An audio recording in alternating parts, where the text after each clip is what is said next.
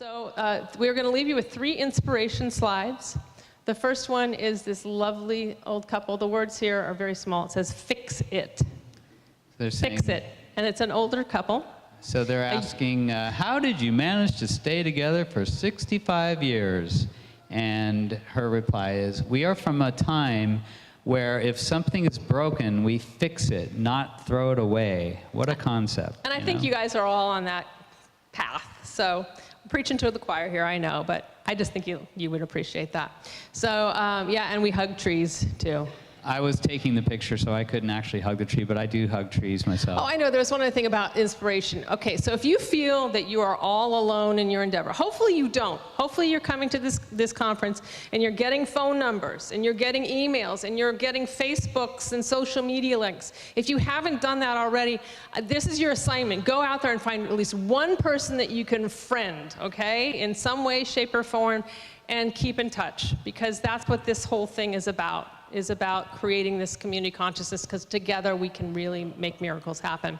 So in our local community, we've got a Master Gardener program. That's actually the man that taught us how to plant multiple trees, that started the Master Gardener, Bob Morris. That's him, second from the right. Yeah. We have meetup groups. We have Facebook groups. I'm sure you can find something like that. If you're in Northern California, I know there's a lot of support. But if you're not in Northern California and you don't have the support, make your support. Make it. And I will guarantee you, you will find at least one other person in your community that's going to be into this as much as you. That's our friend on the far left, JD, and his wife, Lena. That's my compost buddy. Whenever he comes over to the house, I'll say, hey, come smell my compost, feel it. And he'll literally get in there. And does the compost talk to you? Yeah, it talks to me, like Colin was saying.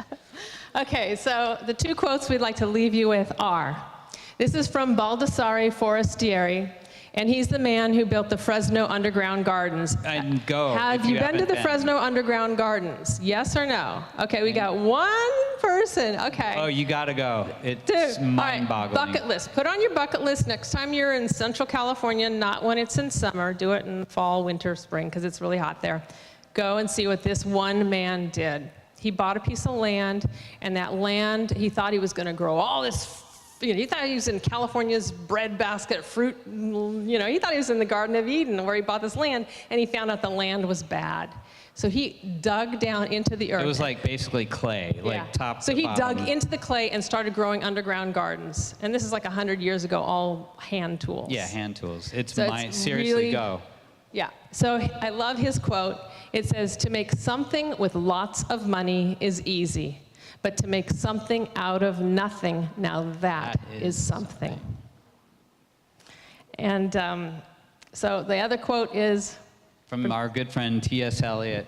He said, it is not necessarily those lands which are the most fertile or most favored climate that seem to me the happiest, but those in which a long stroke of adaptation between man and his environment has brought out the best qualities of both. Yeah.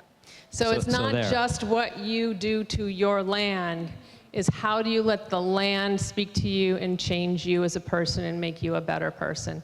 And that's what we get out of coming here, talking to our brothers and sisters about the land and while we're learning and how we're improving our lives, and go do it.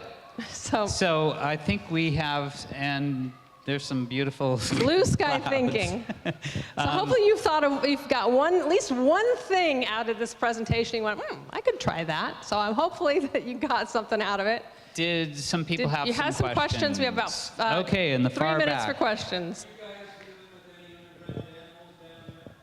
Underground, he's asking if we're dealing with any kind of underground animals. Underground animals? We are not dealing with underground animals in Las Vegas, where we are.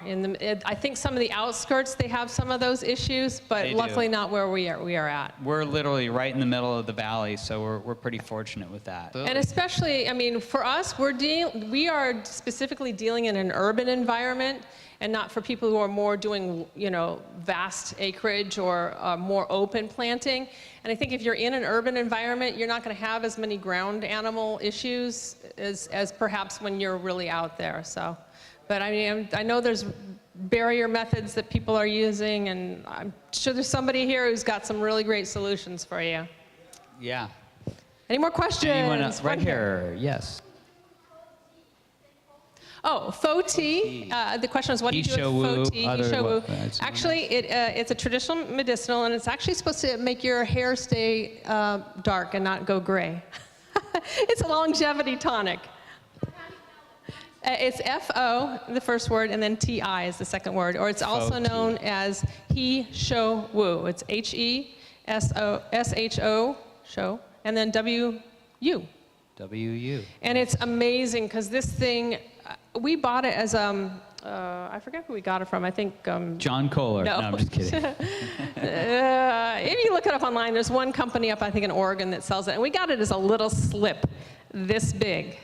Put it in the ground, and it's actually, I wouldn't probably plant it unless it's almost like bamboo. If it's really happy, it's really invasive.